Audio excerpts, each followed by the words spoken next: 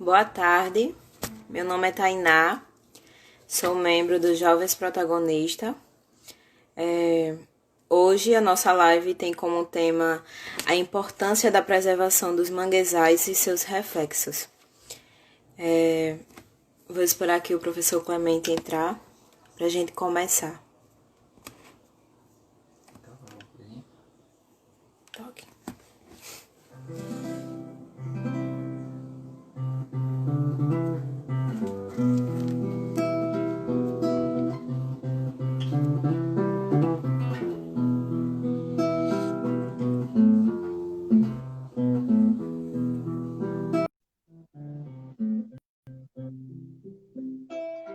Ela tá botando uma música. Oi, Oi, tá me ouvindo pode se bem? apresentar. Já assim de primeira, logo já chegando. Menina, antes de eu apresentar, eu vou dizer uma coisa para você. Eu esqueci de carregar o celular, eu quase entrei em pânico agora. Aí, faltando uns 10 minutos e acha onde que tá o carregador. Bom, tá aqui. E aí agora já salvamos nossa live. Eu achei que eu achei que não ia conseguir chegar. Mas é isso, o povo tá chegando, né? É, Eu já vi um acorde aí de violão. Ó, Duda chegou. Pedro. Cadê o violeiro? Não tô vendo, não. Aí, garoto! E aí, mestre? Que massa! Tamo junto! Bora lá, então. O pessoal que tá chegando agora, vou me apresentar. Tu controla o tempo aí, que eu tô sem relógio, né? É. É, olha quem chegou, Gabriela. Gabriela ficou no WhatsApp ali. Vai começar e eu desesperado, Gabriela, sem o celular descarregado, você não tem ideia. Bom, então assim, quem está chegando aí, a live de hoje vai ser, né, que os jovens me convidaram para essa festa aqui, que não é pobre, é rica. E ela, salve, salve. Salve, salve, Gabi. Então, eu me chamo Clemente, eu sou professor da Universidade de Pernambuco, sou fundador do Instituto Bioma Brasil, cofundador do Instituto Bioma Brasil, né? Junto com a professora Yara, Renato de Almeida, Ricardo Palamar Menghini, Marília Cunha Lyon e Cláudia Novelli. Né? Então, é o povo que inventou a história de se sair da academia um pouquinho, daquela coisa quadrada, e partir já praticamente assim, vamos trabalhar diretamente mais com as pessoas. Então acabou sendo criada essa ONG, que é esse símbolo aqui, ó, que é da onde eu estou entrando agora, né, pelo Bioma Brasil. E pronto, e aí a gente tem que contar a história, né, Tainá? Eu estou aqui para contar a história, para contar como foi nosso evento, quando eu me aproximei de vocês, que foi esse ano, antes da pandemia. Bora lá, ó, a Ju aí chegou também. Beijo, Ju! Então, eu falei no início que hoje a gente tem como tema a importância da preservação dos manguezais e seus reflexos. Isso. Então, a gente vai começar aqui. Eu já tinha me apresentado. Então, quais as principais características dos manguezais? Ah, bom, existem aquelas que são emblemáticas, né? Que aí posso falar aqui para vocês, mas lembrar que os manguezais ocorrem numa faixa intertropical do planeta, né? A parte mais quente do planeta, né? A gente pode encontrar o manguezal. O manguezal é um ecossistema tipicamente costeiro marinho, ou seja, ele só ocorre nas regiões costeiras, em áreas abrigadas. Então nunca nós vamos encontrar manguezal, nem uma árvore de mangue sequer, de frente para a praia. Às vezes a gente encontra as canetas, né, como aqui no Nordeste a gente chama, né, que é a semente do mangue, na praia, mas isso não significa que ela vai nascer na praia, ela não tem condição de nascer. Ela pode até, às vezes a gente percebe quando eu estou aqui na praia, a gente vê uma ou outra se enterrando nas dunas e nasce lá a folhinha, as folhas, mas não vai se desenvolver, nunca vai formar uma floresta. É um ecossistema que depende, na verdade, das marés, ou seja, é um ecossistema costeiro marinho, de transição, né, do entre marés, na zona que a gente chama do entre marés, né? Então, na maré alta ele é inundado pelas pré-mares, né? E na maré baixa ele fica praticamente, né? Não vai ficar submerso, vai ficar exposto, normal, como se fosse até uma floresta terrestre. Mas nós temos a flutuação da maré 2 vezes por dia. Os pescadores sabem disso, né? Os cientistas que estudam oceanografia sabem disso. Então tem 2 marés por dia, né? Uma maré cheia e uma maré baixa. Às vezes as marés podem ser muito cheias e bastante baixas, que são as marés de lua, ou marés vivas, como os pescadores chamam, né, e os cientistas chamam de maré de Cisija, ou marés mortas, ou de lua, de quadratura, de minguante, que praticamente flutua tanto, mas de qualquer jeito as marés altas sempre vão atingir uma parte do mangue. Então é um ecossistema, né, entre a terra e o mar. Ele pode... na maioria das vezes a gente encontra esse ecossistema, como é no caso da Barra de Santo Antônio, né, nas margens do rio Santo Antônio, quando esse rio forma um estuário, que é uma área onde recebe as marés, mistura água doce com salgada, e as suas margens, quando são inundadas, a gente pode encontrar manguezal. Isso quando tem condições, as condições climáticas também são propícias. Né? Por exemplo, no Brasil, ocorre manguezal em quase todo o litoral. São mais de 8 mil quilômetros de linha de costa, mas no sul não ocorre. No sul, a partir de Santa Catarina para baixo, então em Laguna, Santa Catarina, até o Rio Grande do Sul, e claro, descendo Uruguai e Argentina, nós não vamos encontrar esse ecossistema, mas por condições climáticas. Então o manguezal ele é tropical, subtropical, depende das marés, né? Tem uma curiosidade que é legal falar, Tainá, porque cada região... eu diria que tem uma assinatura, como a nossa assinatura. Tem manguezal? De Santa Catarina até Oiapoque? Tem, mas cada região tem uma assinatura. Por exemplo, na APA Costa dos Corais, a gente tem alguns rios com um volume maior, que é o caso do Rio Santo Antônio, que é o caso do Rio Manguaba, o Rio Una, né, que são esses rios maiores que a gente tem, e outros menores. A maré entrou, existe uma área que é inundada, pode ocorrer esse ecossistema que, didaticamente, vamos chamar assim, ou de uma forma que a arquitetura apresenta ele como uma forma de uma floresta, que a gente chama de bosque também, né? Uma floresta com árvores típicas, árvores que resistem ao sal, né? Árvores que o solo do mangue tem pouco oxigênio, porque cai tanta folha, e a decomposição consome oxigênio que o solo do mangue, o sedimento do mangue, ele é pobre em oxigênio. Né? E aí ela também tem que resistir a esse pouco oxigênio. Então, apesar de ser um lugar que traz um certo estresse para as árvores se desenvolveram para tolerar isso, principalmente tolerar o sal. Só para você ter uma ideia, as árvores de mangue elas evoluíram desde mais ou menos em torno de 50 mil milhões de anos atrás. Né? Então, se eu pegar uma árvore da beira de um rio, de água doce, ou da terra mesmo, se eu pegar uma área na montanha, pegar uma árvore e plantar dentro da área de mangue, vai morrer.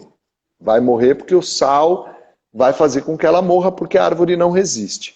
Então as árvores evoluíram para tolerar sal, e nesses 50 milhões de anos de idade da evolução das espécies, elas foram se distribuindo no planeta. Então uma faixa do planeta mais quente, intertropical, pode ocorrer manguezal, desde que seja numa área abrigada, um estuário, uma baía, enfim, esteja protegida da energia das ondas. Então, o manguezal ele é um ecossistema bem conhecido. Os portugueses, quando chegaram aqui no Brasil, conheciam o manguezal.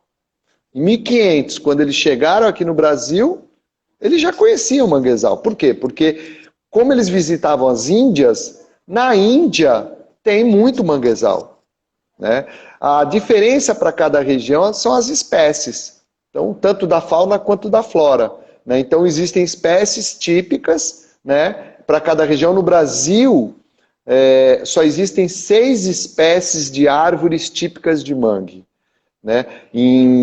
Na Napa Costa dos Corais, que fica na região entre Pernambuco e Alagoas, mais precisamente Maceió e Tamandaré, Tamandaré em Pernambuco e Maceió em Alagoas, só existem 4 espécies. Existem outras espécies próximas, mais de transição, que às vezes recebe até o nome de mangue, mangue de bugio, mangue de botão, mas as espécies típicas mesmo são 4. E cada região tem um nome. Então essa floresta, apesar de ter poucas espécies, ela é incrivelmente produtiva. Então é um ecossistema altamente produtivo e que impulsiona uma cadeia alimentar maravilhosa na nossa região. No Brasil. Quais são as espécies que dependem do mangue para a sua sobrevivência? Boa. Ó quem chegou aí também, ó, Verdelinhos. Aqui, ó, o Clemente respondendo. Você conhece a música que fizeram para mim, Tainá? Você estava no dia que eles fizeram uma música ou fizeram a letra? Não estou lembrada.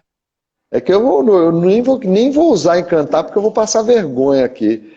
Mas eles fizeram uma letra para mim, eu quase chorei. Quase chorei, mentira.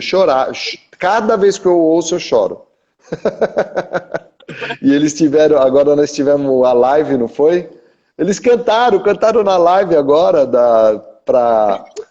como que é? Pescando ajuda. Eles cantaram um pedacinho, cantaram. Bom, vamos lá, né? O seu Clemente me responda, exatamente essa é a letra, né? Já tá todo mundo conhecem mais do que eu. Eu vou confessar aqui que eu endoidei esses dias atrás porque ele gravou e me mandou em áudio e eu perdi. Eu estou rezando que tenha no meu computador. Então, por favor, grave outra aí para mim, pelo amor de Deus. Pode ser só num pandeirinho e no violão assim, só a voz. Por favor, grave de novo. Ou então, quem tem, manda para mim. Bom, vamos lá. São muitas espécies, Tainá. São muitas espécies. Uma coisa que é importante a gente saber é que todas as espécies que vivem dentro do manguezal não são espécies que só vivem dentro do manguezal e eu vou explicar por quê. Geralmente, eu tenho contado isso, essa semana foi a Semana dos Manguezais, né? Isso foi em comemoração ao Dia do Manguezal, Dia Mundial do Manguezal, é um reconhecimento mundial, a Unesco reconheceu esse ecossistema de tão importante que é e criou um dia 26 de julho, que é o Dia Mundial dos Manguezais, né? Dia Mundial de Proteção dos Manguezais, né? E dia também da entidade que protege as águas, né? Os rios costeiros, os estuários, que é Nanã Buruquê. Então, o que acontece? A fauna, né? Eu tenho falado nas minhas reuniões, webinar, nas lives que eu fiz essa semana. Eu faço uma atividade com meus alunos, com alunos de outras escolas, nos lugares onde eu dou mini curso, no Brasil inteiro, e a gente faz uma atividade bem legal, que é um recorte. A professora Yara, que me ensinou a fazer isso, a professora Yara Scheffer-Novelli, que levantou a bandeira da proteção dos manguezais no Brasil, pega uma folha, um dia a gente pode fazer aí com vocês. A gente recorta uma folha A4 e corta em 4 pedaços. Então vai ficar 4 retângulos. Então a gente pede para desenhar, fala assim, desenha um bicho,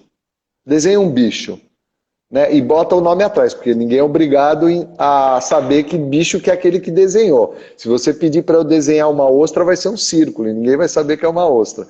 Então a pessoa desenha e bota o nome atrás. E a gente depois pega e separa e vê qual que é o bicho que mais aparece no imaginário das pessoas. E, claro, Não poderia ser diferente. Se eu perguntar aqui, ó, quer ver, ó, pessoal que tá nos ouvindo, qual é o bicho que vocês associam com manguezal? Quando vocês lembram de manguezal, coloquem aí um bicho, o nome de um bicho só. Tá ok? Vamos combinar. E eu vou já falar para vocês o resto, então. Coloquem aí. Qual é o bicho que vocês lembram, faz lembrar o manguezal para vocês? Botem aí rapidinho, vai. Bora lá. Vamos esperar, ó. Peixe-boi. Vamos deixar subir enquanto eu vou falando. Vai anotando aí. Ou vai memorizando aí. Caranguejo. Ó, caranguejo. Vamos lá, quem mais? Caranguejo. Bora lá. Duda tinha que chamar. Duda, você é diferente mesmo, hein, Duda? Caranguejo. Pronto, já abri. É isso que acontece, Tainá. É isso que acontece na sala de aula, Tainá. A maioria, não, dois não vale, não valeu. Gabriela, não valeu. Aí, exatamente é esse o bicho que as pessoas têm no imaginário, Siri, né? Mas assim, fica assim, 80%, se eu tiver 100 pessoas assistindo a palestra ou fazendo o curso, vai dar 80%, 70%, 80% caranguejo, às vezes até 90% caranguejo. Ser humano, pode ver que a Gabriela colocou depois, mas ser humano geralmente é colocado nas comunidades tradicionais. Então a diferença que a gente sente de cada região, a percepção da fauna do manguezal é essa que foi colocado aqui. Então o que acontece? Qualquer seja o lugar, a Recife, aí a região de vocês, certo? Que é uma região mais que tem comunidade tradicional, voltada à pesca, num lugar urbano qualquer, num lugar onde existem poucas pessoas, num lugar que existem muitas, sempre o caranguejo vai ganhar. No lugar urbano, geralmente aparecem outros bichos curiosos. Urubu. Por exemplo, em Recife, a atividade que eu fiz, apareceram alguns urubus. Aonde existe comunidades tradicionais, o ser humano é colocado. Coloca lá ser humano. Então a primeira coisa para eu te responder... A Gabriela disse que foi para provocar. A primeira coisa que a gente a minha resposta é: o ser humano faz parte da cadeia alimentar que está dentro do ecossistema manguezal. Agora, o mais importante que todos saibam é que o caranguejo, apesar da gente imaginar que é a espécie típica, o ciclo dele de vida não é todo ele dentro do manguezal. É isso que é o legal. Então não existe uma espécie, até agora a ciência não mostrou por enquanto, uma espécie que tem todo o seu ciclo de vida que completa desde ovo, larva, filhote, né, jovenzinho, adulto, aí depois completa o ciclo, né, que seja só dentro do mangue. Se o manguezal ele recebe as águas das marés, o que acontece? Leva os ovos, leva as larvas, leva os filhotes de peixe para fora do mangue ou coloca para dentro. Então fica esse vai e vem. O próprio caranguejo, ele coloca os seus ovos nas camboas, nos canais de marés, que aqui no Nordeste a gente chama de camboa, inclusive foi a nossa maravilhosa aula de campo. O que ele faz? Ele corre na beira da água, na maré baixa, vai lá, a fêmea dá uma chacoalhada e joga os ovos dentro do canal de maré e vai embora. É levado pela maré. Pode até chegar no litoral. Pode passar, os ovos podem passar, e as larvas podem passar de um rio para o outro, pelo mar. Então, mesmo o caranguejo, que é a espécie que a gente tem no imaginário, ele é uma espécie que a gente chama associada.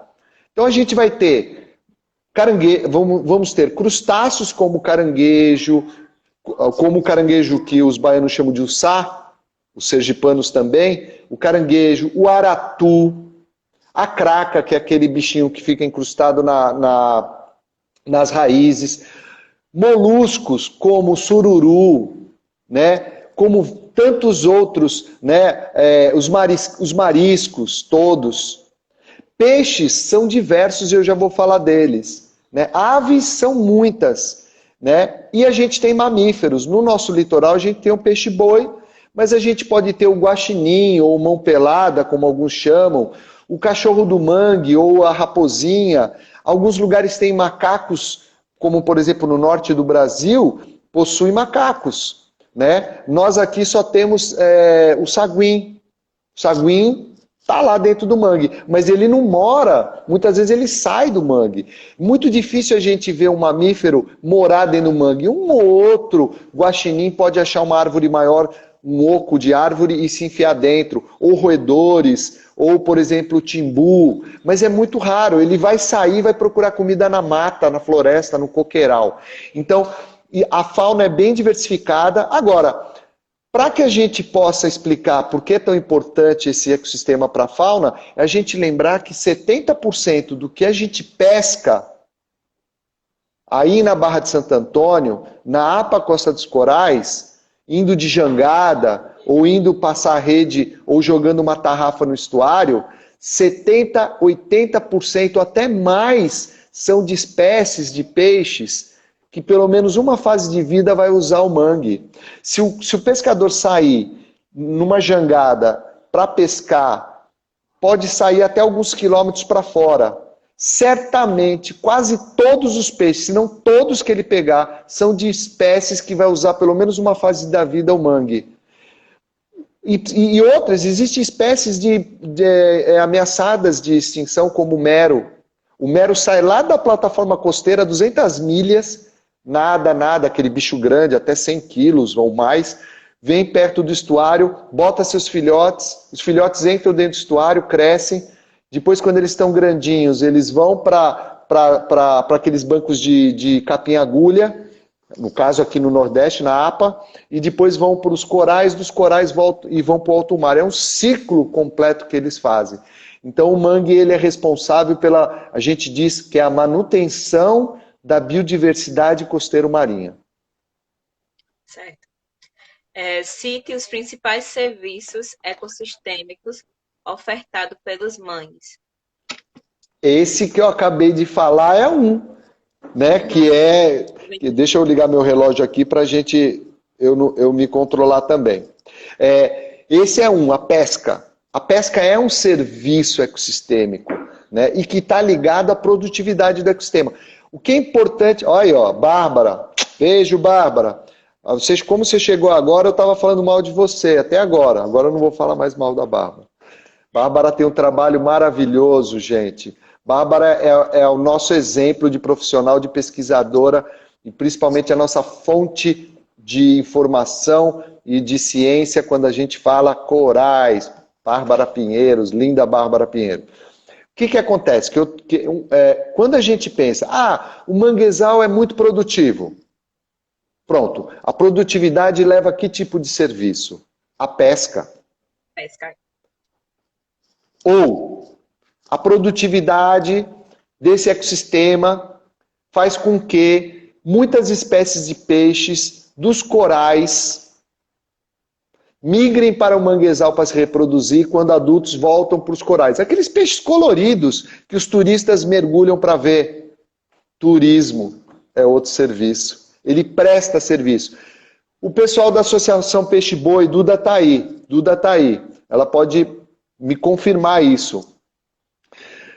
O turismo se beneficia de uma coisa muito interessante no manguezal, que é, por exemplo, chamada beleza cênica.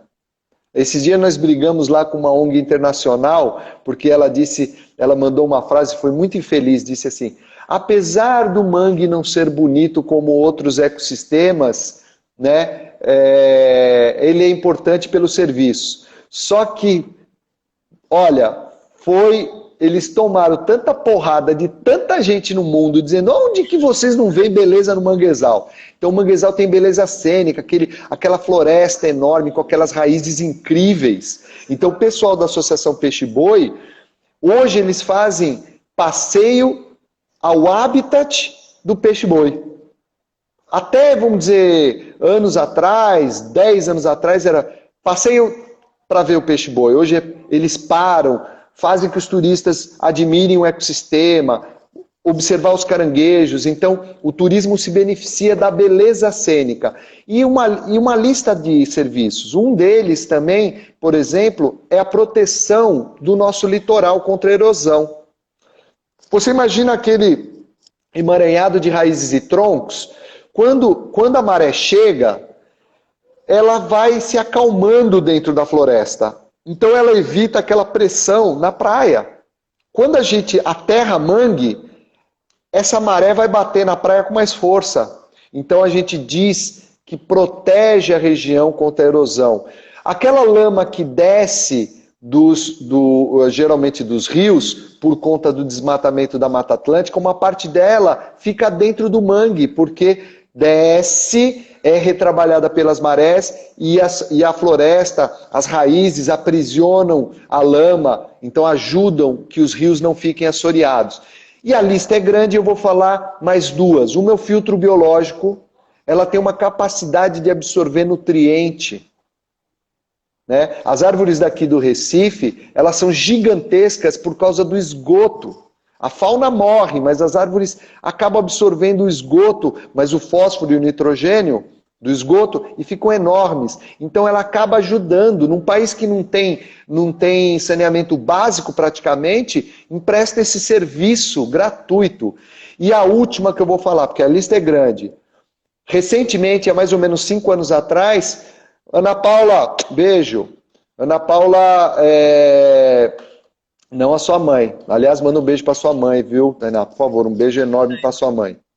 As minhas Ana Paulas, as Ana Paulas da minha vida. Uma me aperreia demais que essa que entrou aí, mas eu amo a Ana Paula também. Aí o que acontece? Há 5 anos atrás se descobriu que a floresta de mangue é, entre todos os ecossistemas terrestres, marinho, de água doce, o que mais aprisiona carbono da atmosfera. O que a gente está vivenciando hoje? Mudanças climáticas. Muito gás carbônico na atmosfera. Então ele aprisiona carbono através do processo de fotossíntese, é uma árvore. Incorpora o gás carbônico na sua biomassa, então cresce raízes, troncos, folhas e toda a parte reprodutiva. Quando caem as folhas, quando caem os galhos, o que acontece? Cai sobre o sedimento do mangue, sobre o solo do mangue, vem a maré, joga uma lama em cima e esconde aquilo. Então o carbono está preso, estocado. Vira que nem esse dia eu estava conversando com um amigo meu que é um especialista nisso. Quando ele falando na live, eu falei assim, lembra uma lasanha, né? Aí ele falou assim, exatamente. Aí eu ri muito com ele. É uma lasanha. Então, uma camada de solo, uma camada de matéria orgânica, uma camada de solo, e isso vai ficando estocado. Então, hoje ele é o grande aliado ao combate ao aquecimento global. Só dei aqui, rapidamente, os principais serviços. Os principais não, alguns serviços. Certo. Como uma pessoa da comunidade pode fazer para manter o manguezal com vida? Muito boa pergunta, né? Eu acho que as comunidades tradicionais têm plena consciência da importância dos ecossistemas. Elas hoje são talvez as principais aliadas à conservação. Veja que vocês estão numa... Eu estou fora da APA Costa dos Corais, deixar que eu moro em Recife, mas sempre estou na APA Costa dos Corais, mas quem mora na APA Costa dos Corais é uma unidade de conservação, é uma área protegida.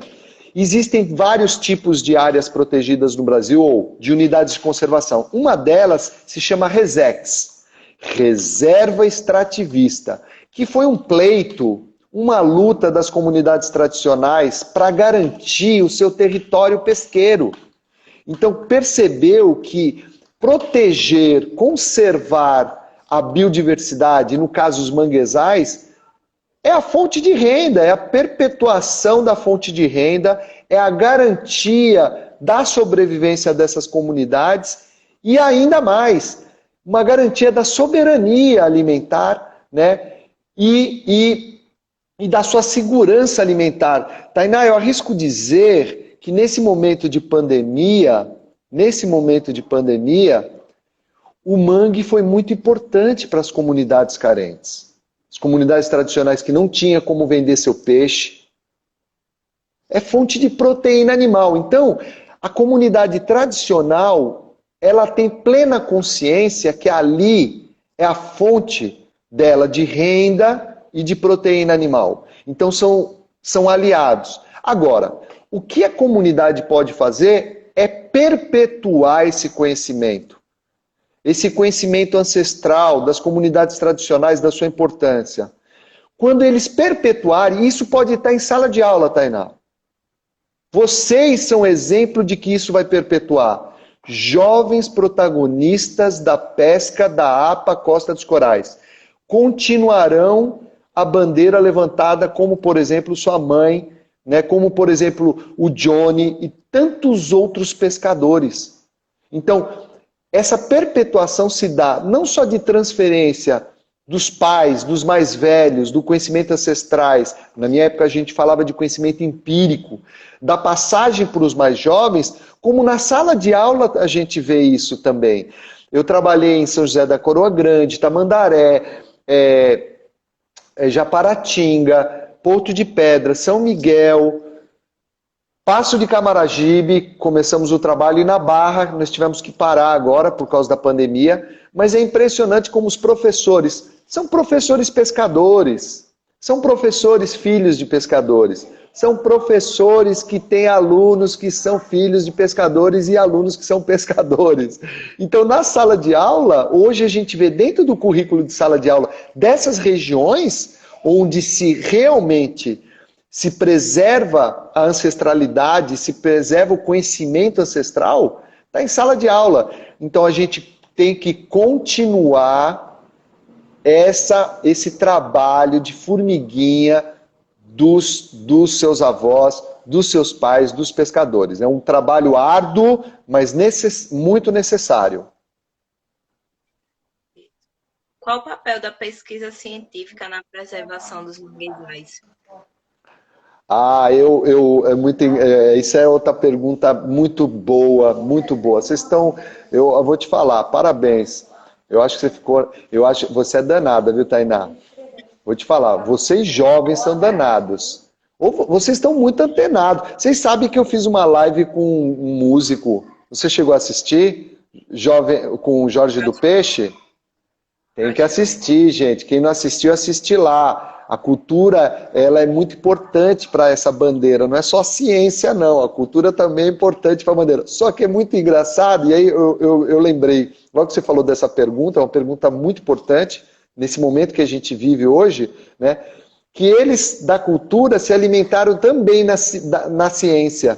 Toda a obra inicial do projeto da Nação Zumbi, de Chico Science e a Nação Zumbi, né, perpetuada por Jorge do Peixe e os integrantes da Nação Zumbi hoje, ela se alimentou na ciência, com Josué de Castro. É muito legal. Por isso que eu convido todos a assistir aí, está gravado no IGTV do Instituto Bioma Brasil, um papo cabeça com Jorge do Peixe.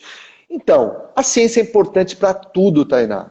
Não é só para a conservação. A ciência é importante para tudo. Veja o papel da ciência hoje no combate ao Covid. Na luta, não digo luta, mas na corrida para se encontrar uma vacina em tempo recorde. Na minha época, Tainá, porque eu não sou novinho, eu tenho 53 anos de idade, na minha época, uma vacina demorava 10 anos. Você imagina a gente esperar 10 anos para ter uma vacina da Covid? Uhum. A gente enlouquece. Então o que acontece? Vê o que a ciência está fazendo. A tempo recorde. E todo mundo está realmente aplaudindo a ciência. Então esse é um ponto. A ciência é importante para as políticas públicas de diversas áreas, inclusive economia, certo? E isso é muito importante, essa visão de a ciência é norteadora de políticas públicas. Ela é norteadora de gestão e de governança. Então esse é o primeiro ponto. Segundo ponto importante que a gente saiba que a ciência, ela forma cidadãos. A ciência, ela dá a base para que a gente exerça a cidadania. E aí, para a conservação, ela não é diferente. E, infelizmente, Tainá, e aqui me permita que eu fale um pouco e politize muito brevemente a minha fala, nós estamos vivendo um momento no Brasil e no planeta de descrédito à ciência, de negacionismo. As pessoas estão fazendo um movimento contra a vacina. Nós estamos vendo o papel, às vezes, do governo contra a conservação da natureza. Os cientistas vão lá e dizem, olha, se desmatar a Amazônia, vai acabar a água no Sudeste. E o que está acontecendo? Se desmatar a Amazônia, vai acabar, as queimadas vão aumentar no Pantanal. O que está acontecendo? Se queimar a Amazônia, nós vamos ter mais vírus como Covid. A ciência já está avisando. Então a gente tem que prestar atenção, porque muitos alertas os cientistas deram já muitos anos atrás, na década de 60, com relação ao que a gente vivencia hoje. Então, por favor, a conservação, a proteção é o conhecimento científico.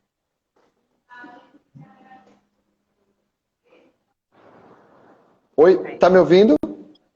Eu não estou te ouvindo, Tainá. Pronto, pode falar. O atual cenário legal tem... Assim, peraí. Tudo bem. Tá ouvindo? Tô bem, tô ouvindo bem. O atual cenário legal tem fenomenado a preservação dos manguezais? Então, é uma pergunta também muito legal. O manguezal, dentre os ecossistemas no Brasil, talvez seja o que mais dispositivo legal protecionista, dispositivo protecionista, né, a gente tem. A gente tem vários.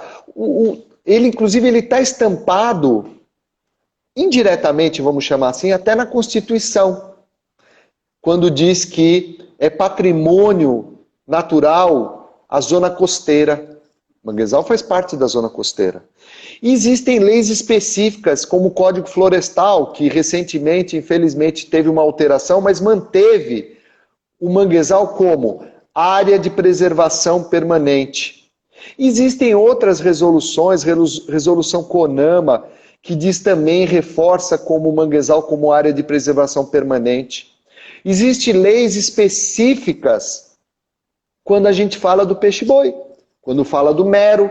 Ah, mas Clemente, você falou que não é fauna típica. Sim, mas são espécies que dependem do ecossistema manguezal e são protegidas por lei. Então a lista é muito grande. O Brasil é muito bem servido de leis que protegem o ecossistema manguezal. O que falta, na verdade, é vontade política. Nós estamos assistindo hoje até o desmonte disso. Há uma pressão muito forte que alguma dessas leis sejam alteradas, né? Para beneficiar quem? Não é para beneficiar os pescadores, não é para beneficiar a comunidade que usufrui o mangue para fazer o turismo de base comunitária. É para beneficiar, infelizmente, grandes empreendimentos, setores até da sociedade, né, ou atividades socioeconômicas que meramente enxergam apenas o capital, apenas o dinheiro, né? Então, uma minoria da minoria da minoria que consegue fazer um lobby tremendo em cima do governo para que se altere isso, né? Mas aqui fica lembrado que, vou dar um número bem, e não é mágico, esse número existe. 1 hectare, 10 mil metros quadrados, Tainá, 10 mil metros quadrados. Imagine 10 mil metros quadrados, é grande. 10 mil metros quadrados, 1 hectare de mangue em pessoas. De fazenda de camarão, não emprega nenhuma pessoa, menos de uma pessoa por hectare, por 10 mil metros quadrados. Então o manguezal emprega, qualquer substituição desse ecossistema significa desemprego. Então a gente tem que realmente valorizar esse ecossistema, ele foi valorizado na história jurídica brasileira, e agora a gente tem que exigir que ela seja respeitado, essas leis sejam respeitadas. Certo. Quais as ações que os catadores de caranguejo, as marisqueiras, os pescadores fazem que agridem e podem matar os manguezais? É, aí uma pergunta que tem a ver com a pergunta anterior. Por exemplo, existe uma legislação que é uma legislação que protege a espécie tão importante que gera renda, gera emprego, que é a catação, que é a captura do caranguejo. Vou pegar esse exemplo, ok? Para tentar explicar para dar uma resposta para vocês. A captura do caranguejo, ela tem um regramento próprio. Por quê? Porque a espécie ela tem um período de reprodutivo, que é no verão. Então o que acontece? Eles fazem o chamado defeso, que é proibida a captura de caranguejo. Então é proibido durante a época reprodutiva. Eu digo que eles são tão fiéis, os caranguejos, à sua casa, que eles, no dia da andada, como a gente chama, alguns pescadores chamam andada, no dia da andada eles é como se eles tomassem uma cachaça e esquecessem o caminho da casa. Então eles entram dentro do mangue, saem atrás de uma fêmea, é aquela loucura. Eles esquecem dos predadores. E o homem é um predador. Claro que ele vai capturar o bicho para vender, não sei o quê. No período reprodutivo é proibido. Então, eu posso, então, dizer que se algum catador, nesse período, estiver capturando, ele está descumprindo uma regra muito importante, e ele comete o chamado crime ambiental. Então, ele tem que ter consciência que nesse período ele tem direitos, mas tem deveres. O direito até de conseguir algum recurso para com o governo federal, para que naquele período ele possa não ficar desassistido, ter alguma renda. Então, o defeso beneficia, desde que o pescador esteja regularizado, é beneficiado. Claro que a gente vê que existe uma burocracia chata e às vezes não é bem assim que funciona na prática. Mas a lei é boa, por quê? Se você não pega durante o período reprodutivo, no ano seguinte a gente vai ter muitos caranguejinhos no manguezal. E é isso que a gente precisa. Captura com artefatos que prejudicam a natureza. Um catador de caranguejo que sai colocando redinha, por exemplo, 400 redinhas, não encontra as 400. Eu ando muito no mangue. Apesar de eu sou de São Paulo, mas moro há 20 anos aqui, andei minha vida toda. Adoro pesquisar, adoro andar para dar aula, tudo isso. E nessas minhas andadas, eu observo isso. Eles saem colocando 400 redinhas e não conseguem pegar as 400, porque é difícil achar as 400 redinhas. E aquela redinha que ficou lá, prende o bichinho. Eu já E fui, né, morre. tirar marisco. Aí, assim, tem algumas vezes que eu fui e tirei bastante. E teve momentos que eu fui e não tirei quase nada. São períodos, são épocas que acontecem isso. Com a pesca é muito comum. Percebendo. Agora uma coisa que é bom destacar. Às vezes pode ter acontecido algum probleminha. A gente tem observado, principalmente com relação aos mariscos, que eles podem desaparecer por conta de poluição. É o nosso medo agora com o óleo que chegou, o petróleo que chegou, se realmente matou muito marisco, né? Inclusive, a próxima pergunta é relacionada ao óleo. Então, quais os principais, quais os principais impactos dos manguezais em decorrência do derramamento do óleo no Nordeste? Acho que vão pensar que a gente combinou, Tainá. Combinamos não, vocês estão por fora, não combinamos nada. Aqui é papo reto. Sintonia, conectividade. Bom, o impacto do óleo a gente divide de duas formas. Didaticamente, na verdade, tecnicamente. O impacto que a gente chama de agudo. O óleo chega, é levado pela maré para dentro do mangue, recobre as raízes, recobre as tocas de caranguejo, recobre a área dos mariscos. E aí, minha querida, tchau para os bichos, sufoca as árvores. Esse é o que a gente chama de impacto agudo. É aquilo que chega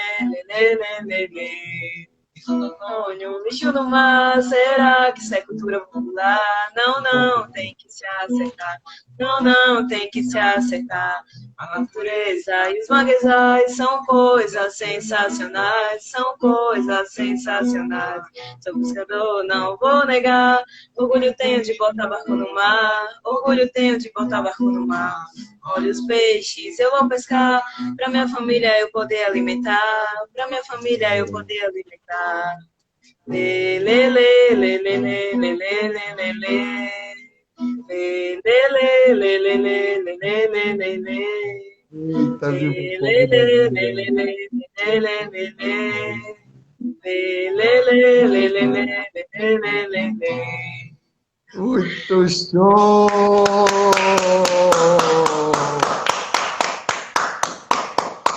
Gente, olha, a gente tem 10 minutinhos, eu vou aproveitar. até menos, eu acho. Vocês têm que ver o vídeo que eu vi que o Thiago subiu aí. Cadê Thiago? Thiago subiu. Tainá, tem que esse povo ver aquele vídeo lá que foi feito na nossa oficina. Isso, acho que tá no YouTube, no, É, no canal da APA, e tem, acho que aí no Instagram dos Jovens Protagonistas tem também. pronto. E aí, nesse dia, gente, aproveitar esse finalzinho, vai ser minha despedida, a minha última fala, prometo. Cara, foi uma das dinâmicas, né, de educação, de formação. Eu falei, Gabriela, eu não estou mentindo, não estou fazendo aqui demagogia, não. Uma das mais incríveis, porque eu fui pego de surpresa. Ah, veio um professor lá de Recife para dar um curso. Aí veio os verdelhinhos. Ah, porque veio, vamos fazer música. A gente não se conhecia. Daqui a pouco começamos a produzir, né? Diga aí, como foi incrível, né? Então, assim, e sabe que eu tô numa pressão para que saia logo um CDzinho gravado com as músicas que vocês produziram, gente. Um coco maravilhoso, gente. Incrível. Né? Então assistam esse vídeo. E obrigado, Tainá, pelo convite. Estou morrendo de saudade de vocês. Vocês não têm ideia, morrendo de saudade mesmo. Chega batendo, porque agora é assim, ó. Chega batendo. Beijo, meninos. Obrigado, viu? Agradeço desde já a todas as pessoas que compartilharam, a Max Internet, e é isso. Valeu, Tchau. galera. Beijo, morro de orgulho, sinergia e sintonia. Beijo, Gabi. Você é incrível. Gabriela é a próxima Live Mangue, gente. Não foge não, Gabi. Gabriela é a próxima Live Mangue de quinta-feira. Quinta-feira que vem aqui no Instituto Bioma Brasil. Quero todos vocês para assistir, para a gente falar aí desse movimento, dessa gestão socioambiental da APA. Valeu, galera. Tchau. Beijo. Vai, tchau. Beijo para vocês.